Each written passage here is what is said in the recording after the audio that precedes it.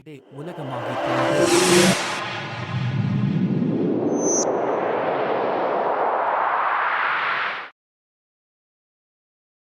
பாரசீகர்களின் கடவுள் நெருப்பு.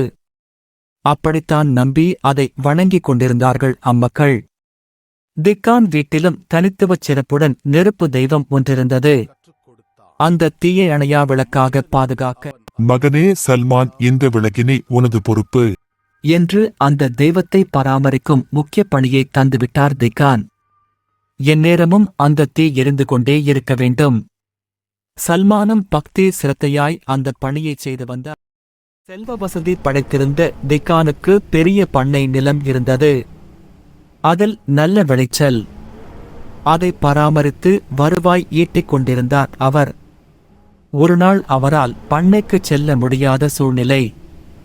என்ன செய்யலாம் என்று யோசித்தவர் சல்மானை அழைத்து, மகனே, இன்று நான் ஒரு முக்கிய வேலையை கவனிக்க வேண்டியுள்ளது. நீ பண்ணைக்குச் சென்று அங்குள்ள காரியத்தை முடித்துவிட்டு வா என்று விவரமெல்லாம் சொல்லி அனுப்பி வைத்தார். முக்கியமாய் மற்றொன்றையும் சொன்னார். சென்ற வேலையை முடித்துவிட்டு உடனே திரும்பிவிடு. என்னை இங்கே காக்க வைத்து விடாதே. நிலம், சொத்து, சுகம் அனைத்தையும் விட நீதான் எனக்கு மிக முக்கியம். பொறுப்பாய் தலையை ஆட்டிவிட்டு கிளம்பினார் சல்மான். வீட்டிலேயே அடைந்து கிடந்தவருக்கு அந்த வாய்ப்பு புது சுவாசம் அளிக்க, சுற்றுமுற்றும் வேடிக்கை பார்த்தவாறே பண்ணையை நோக்கி நடக்க, திசை மாறப்போகும் அவரது வாழ்க்கை பயணத்தின் முன்னுரை அவருக்கே தெரியாமல் துவங்கியது. வழியில் அவரது கண்களில் பட்டது ஒரு கட்டடம். இது என்ன ஏதோ வித்தியாசமாக இருக்கிறது என்று ஆர்வமுடன் அதை நெருங்கியவருக்கு அது ஒரு கிறித்தவ தேவாலயம் என்று தெரிய வந்தது. அப்படி ஒரு மதம் இருப்பதோ அதற்காக ஆலயம் இருப்பதோ எதுவுமே தெரியாமல் வளர்ந்து வந்தவர் சல்மான். அதனால் எக்கச்சக்க ஆர்வம். அப்பொழுது ஆலயத்தில் உள்ளே பிரார்த்தனை நடைபெற்றுக் கொண்டிருக்க, அது இதுவரை அவர் அறிந்திராத ஓசை. உள்ளே நுழைந்தார் சல்மான். கிறிஸ்தவர்களின் வழிபாட்டையும் பிரார்த்தனையும் உன்னிப்பாய் கவனித்தவருக்கு இனந்தெரியா ஈர்ப்பு. பிரமித்தவர், சத்தியமாக இந்த மதம் நம் மதத்தை விட சிறப்பாக இருக்கிறது என்று தமக்குள் சொல்லிக் கொண்டார். அங்கு இருந்தவர்களிடம் ஆர்வமுடன் கேட்டார். இந்த மதம் எங்கிருந்து வந்தது? ஷாம் பகுதியிலிருந்து வருகிறது தம்பி என்று பதில் கிடைத்தது. ஷாம் என்பது இன்றைய சிரியாவின் பகுதி. பண்ணை மறந்து போனது, வந்த காரியம் மறந்து போனது.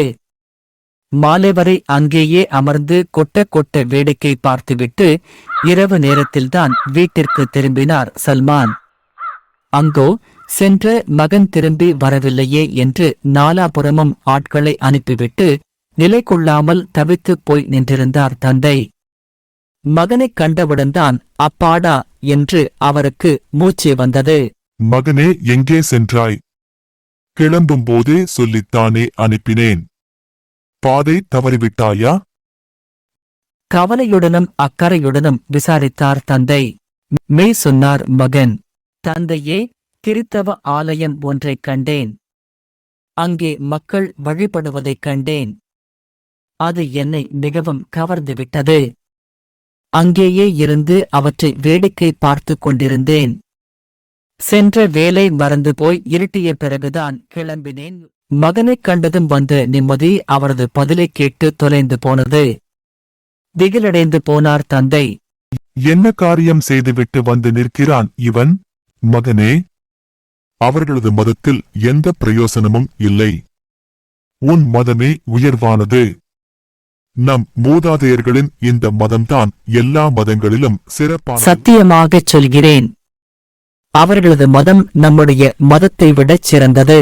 ஆஹா, ஒரே நாளில் இப்படி புத்தி பேதலித்து போய்விட்டானே என் மகன் என்று இடிந்து போனவர் உடனே ஒரு காரியம் செய்தார். வீட்டின் அறையொன்றில் சல்மானை தள்ளி கால்களை சங்கிலியால் கட்டி அறையை இழுத்து பூட்டினார். வீட்டிலே பொத்தி பொத்தி வளர்க்கப்பட்ட பிள்ளை இப்பொழுது வீட்டிலேயே சிறை வைக்கப்பட்டார். ஆனால் தீயை இறைவனாய் வழிபட்டு வளர்ந்த சல்மானுக்குள் மெய் இறைஞானம் தேட வேண்டும் என்ற புதுத்தீ பற்றிக் கொண்டது. எப்படியோ யார் மூலமோ கிறித்தவர்களுக்கு செய்தி சொல்லி அனுப்பினார். சிரியாவைச் சேர்ந்த யாரேனும் இவ்வூருக்கு வந்தால் எனக்கு தகவல் அனுப்புங்களேன். இந்த மதம் அங்கிருந்து வந்தது என்றுதானே கிறித்தவர்கள் சொன்னார்கள். அங்கேயே சென்று பாடம் பயில்வோம் என்று அவர் மனத்துள் முடிவு. அதற்கு நெடுநாள் காத்திருக்க வேண்டிய தேவையின்றி சிரியாவிலிருந்து வர்த்தகர்களின் குழு ஒன்று அங்கு வந்து சேர்ந்தது. அந்த தகவலை சல்மானுக்கு அனுப்பி வைத்தனர் கிறித்தவர்கள். அதுவரை வீட்டிலேயே சமர்த்து பிள்ளையாக காத்திருந்தவர் அறிவு தேடலுக்கும் உண்டோ தடுக்கும் தாழ் என்று விலங்கை உடைத்து விடுவித்துக் கொண்டு வீட்டை விட்டு நழுவினார். அந்த வர்த்தகர்களுடன் பேசி யார் கண்ணிலும் படாமல் அவர்களுடன் சிரியாவுக்கு கிளம்பினார் சல்மான். இறைஞான தேடல் துவங்கியது.